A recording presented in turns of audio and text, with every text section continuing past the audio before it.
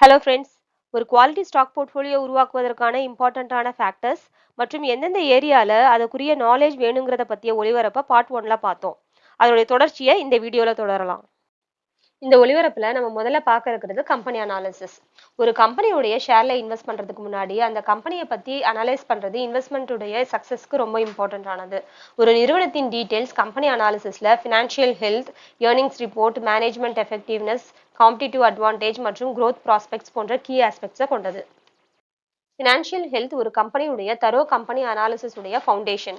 இதை இன்வெஸ்டர்ஸ் அந்த கம்பெனியுடைய பேலன்ஸ் ஷீட், இன்கம் ஸ்டேட்மெண்ட் மற்றும் கேஷ் ஃப்ளோ ஸ்டேட்மெண்ட்டை அனலைஸ் பண்ணி அந்த நிறுவனத்தினுடைய ஃபினான்ஷியல் ஸ்டெபிலிட்டியை தெரிஞ்சுக்க முடியும். நம்மளுடைய இன்வெஸ்ட்மெண்ட்டுக்கு பாதகம் இல்லாம மார்க்கெட் டவுன் டர்ன்ஸ்லையும் மினிமம் ரிட்டர்ன்ஸ்க்கு சஸ்டெயின் பண்ற ஷேர்ஸ் உடைய கம்பெனியை தேர்ந்தெடுக்கிறதுக்கு இந்த அனாலிசிஸ் ரொம்ப முக்கியம். Debt to equity ratio, current ratio மற்றும் ஆப்ரேட்டிங் மார்ஜின் போன்ற கீ மெட்ரிக்ஸ் அந்த கம்பெனி எப்படி லயபிலிட்டிஸ் அதாவது கடனை மேனேஜ் பண்ணுது மற்றும் ப்ராஃபிட் ஜென்ரேட் பண்ணக்கூடிய கெப்பாசிட்டியை தெரிஞ்சுக்கக்கூடிய இன்சைட்ஸை கொடுக்குது. ஸ்டெபிள் ஃபினான்ஷியல் ப்ரொஃபைல் கொண்ட நிறுவனம் எக்கனாமிக் டவுன் டர்ன்ஸ்ல பெட்டர் பொசிஷனையும் மற்றும் மற்ற சூழ்நிலைகளில் growth ஆப்பர்ச்சுனிட்டிஸை கொடுக்கக்கூடியதாகவும் அமையுது. ரெண்டாவதாக ஏர்னிங் ரிப்போர்ட்ஸ். காலப்போக்கில் ஒரு நிறுவனத்தின் செயல்திறனை மதிப்பிடுறதுல இந்த ஏர்னிங் ரிப்போர்ட்ஸ் முக்கிய பங்கு வகிக்குது. இன்வெஸ்டர்ஸ் குவார்ட்டர்லி மற்றும் ஆனுவல் ஏர்னிங் ரிப்போர்ட்ஸை எக்ஸாமின் பண்றது ரெவென்யூ ட்ரெண்ட்ஸ், ப்ராஃபிட் மார்ஜின்ஸ் மற்றும் இபிஎஸ் அதாவது ஏர்னிங் பெர் ஷேரை அண்டர்ஸ்டாண்ட் பண்ண உதவுது. கன்சிஸ்டன்ட் ரெவென்யூ growth மற்றும் பாசிட்டிவ் ஏர்னிங்ஸ் அந்த கம்பெனியுடைய ஆப்ரேஷனல் எஃபிஷியன்சி, மார்க்கெட்ல அவங்க காம்படிட்டிவ்னஸை தெளிவுபடுத்துது. இந்த ரிசல்ட்ஸை அனலிஸ்ட் எக்ஸ்பெக்டேஷன்ஸோட கம்பேர் பண்றதுங்கிறது அடிஷ்னலான சூழலை வழங்கக்கூடியதாக அமையும். கம்பெனி அனாலிசிஸ்ல மற்றொரு குரூஷியலான ஃபேக்டர் மேனேஜ்மெண்ட் எஃபெக்டிவ்னஸ். ஏன்னா இது அந்த மேனேஜ்மெண்ட்டுடைய லீடர்ஷிப் டீமுடைய எக்ஸ்பீரியன்ஸ், அவங்களுடைய ட்ராக் ரெக்கார்ட் மற்றும் கம்பெனியில் அவங்களுடைய விஷன் கம்பெனியுடைய டைரக்ஷன் மற்றும் பெர்ஃபார்மன்ஸை கணிசமாக இம்பாக்ட் பண்ணக்கூடியது. இன்வெஸ்டர்ஸ் மேனேஜ்மெண்ட் எப்படி ஸ்ட்ராட்டஜிஸை எக்ஸிக்யூட் பண்ணி ஃபினான்ஷியல் டெசிஷன்ஸை எக்ஸிக்யூட் பண்ணுறாங்க மற்றும் சேஞ்சிங் மார்க்கெட் கண்டிஷன்ஸில் எப்படி அடாப்ட் பண்ணிக்கிறாங்கிறத பொறுத்து அவங்களுடைய எபிலிட்டியை புரிஞ்சுக்க முடியும். ஸ்ட்ராங் மேனேஜ்மெண்ட்டுங்கிறது லாங் டேர்மில் அந்த கம்பெனியுடைய சக்ஸஸை தெளிவுபடுத்தக்கூடியது. நாலாவதாக காம்படிட்டிவ் அட்வான்டேஜ். காம்படிட்டிவ் அட்வான்டேஜ்ங்கிறது ஒரு நிறுவனம் மற்ற நிறுவனங்களோடு கம்பேர் பண்ணும்போது தனித்துவமாக செயல்படக்கூடிய பண்புகளை குறிக்கக்கூடியது. இந்த தனித்துவங்கிறது ப்ரொப்ரைட்டரியுடைய டெக்னாலஜி, ஸ்ட்ராங் பிராண்ட் லாயல்ட்டி மற்றும் காஸ்ட் அட்வான்டேஜஸாக கூட இருக்கலாம்.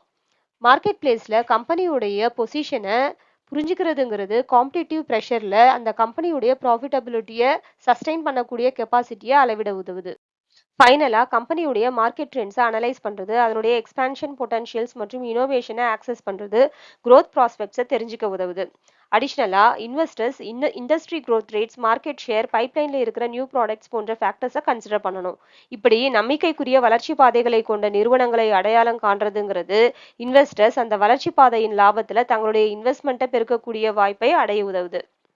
மொத்தத்துல முழுமையான கம்பெனி அனாலிசிஸ்ங்கிறது financial health, earnings performance, management effectiveness, competitive advantages மற்றும் growth ப்ராஸ்பெக்ட்ஸ் பற்றிய தகவல்களை விரிவுபடுத்தி ஒரு நிறுவனத்தின் பங்குகளில் இன்வெஸ்ட் செய்வதற்கான சாத்தியமான ரிஸ்க் மற்றும் ரிவார்ட்ஸ் கொடுக்கக்கூடிய முழுமையான பார்வையை வழங்கக்கூடியதாக அமையுது.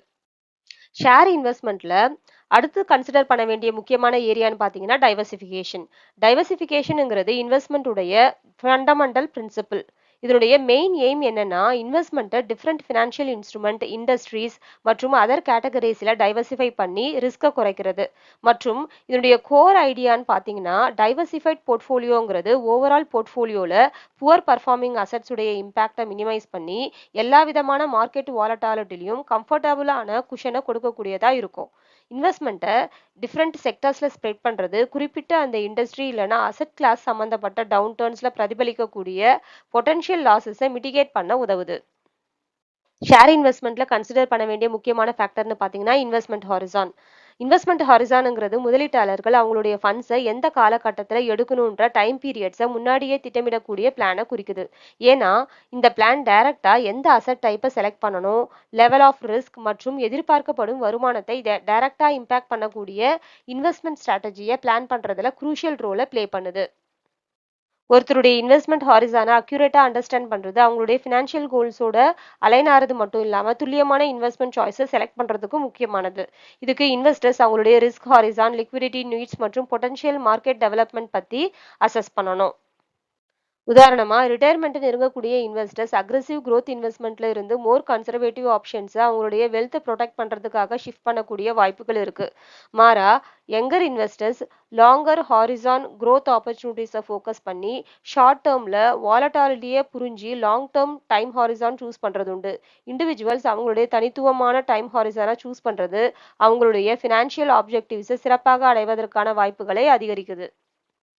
ஷேர் இன்வெஸ்ட்மெண்ட்ல புரிஞ்சுக்கக்கூடிய அடுத்த இம்பார்ட்டண்ட்டான ஏரியான்னு பார்த்தீங்கன்னா ஸ்டாக் வேல்யூவேஷன்.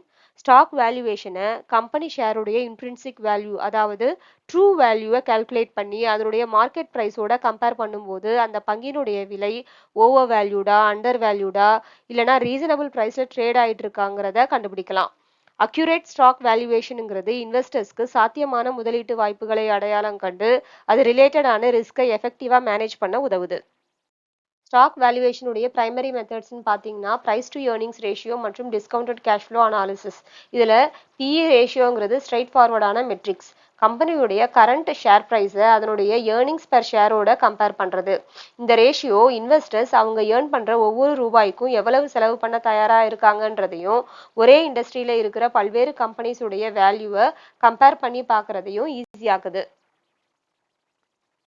இதுல ஹை பிஇ ரேஷியோங்கிறது ஓவர் வேல்யூட் ஸ்டாக் இல்லைனா இன்வெஸ்டர்ஸ் ஃபியூச்சர்ல இந்த ஷேருக்கு ஹை growth பொட்டன்ஷியல் இருக்குங்கிறத ப்ரிடிக்ட் பண்ணலாம்.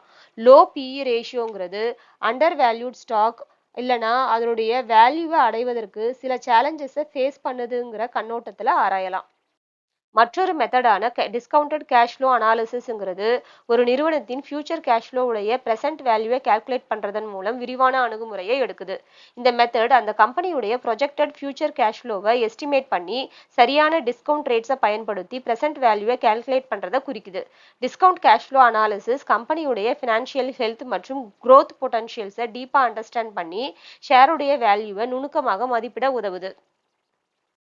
விரிவான ஸ்டாக் வேல்யூவேஷன் இன்வெஸ்டர்ஸ்க்கு நம்பிக்கைக்குரிய பங்குகளை ஐடென்டிஃபை பண்ற ஆப்பர்ச்சுனிட்டியை கொடுக்கறது மட்டும் இல்லாம மார்க்கெட் ஃபிளக்சுவேஷன்ஸை தாங்கக்கூடிய நல்ல போர்ட்ஃபோலியோவை உருவாக்க உதவுது. இன்னும் எந்தெந்த ஏரியால இந்த ஷேர் இன்வெஸ்ட்மெண்ட் பத்திய நாலேஜ் நம்ம பெற முடியும் அப்படிங்கிறத தொடர்ந்து அடுத்த வீடியோல பார்க்கலாம். இந்த வீடியோ பிடிச்சிருந்தா லைக் பண்ணுங்க, சப்ஸ்கிரைப் பண்ணுங்க, கமெண்ட் பண்ணுங்க. நன்றி.